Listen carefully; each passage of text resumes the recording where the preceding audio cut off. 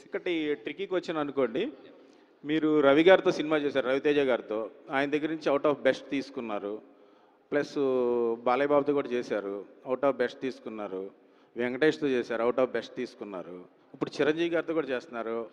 I think definitely we are hoping that best, the best. So మీరు ఎవరితో cinema చేస్తే వాళ్ళకి ఫ్యాన్ బాయ్గా మారిపోవడం, పరకాయ ప్రవేశం చేసేయడం, ఇది ఎలా సాధ్యం అవుతుంది? మీరు చెప్పిన దాంట్లోనే ఆన్సర్ ఉంది. నేను ఏ సినిమా చేస్తానో ఆ సినిమాకి హానెస్ట్గా ఆ హీరోకి నేను భక్తుడిని అయిపోతాను.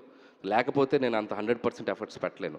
సో ఆ వైబ్లో ఉంటాను, వాళ్ళ సినిమాలు చూసి పెరిగొచ్చిన అని. సో వాళ్ళందరితో అండ్ దట్టు వాళ్ళతో నేను మింగిల్ అయ్యే ప్రాసెస్ కూడా చాలా డిఫరెంట్గా ఉంటుంది. చాలా ఫ్రెండ్లీగా వాళ్ళకి కంఫర్ట్ ఇస్తూ. సో తెలియకో తెలుసో తెలియకో వాళ్ళు చేయాల్సిన దానికంటే ఇంకొక 100% బెస్ట్ చేస్తారేమో నా feeling. Because of that vibe, వాళ్ళతో నేను ఉండే విధానం, నా బిహేవియర్ అవ్వచ్చు, ఇంకోటి అవ్వచ్చు, వాళ్ళకి నా మీద ఉండే ప్రేమ అది డబల్ అయ్యి అది వాళ్ళ యాక్టింగ్లో కూడా కనపడద్దని నేను నమ్ముతాను. అంటే వాళ్ళకి నేనేమి నేర్పేదేం లేదు, వాళ్ళ దగ్గర ఉన్న బెస్టే నా దగ్గరకు వచ్చినప్పుడు ఇంకా బెస్ట్ అవుతుంది. So that's my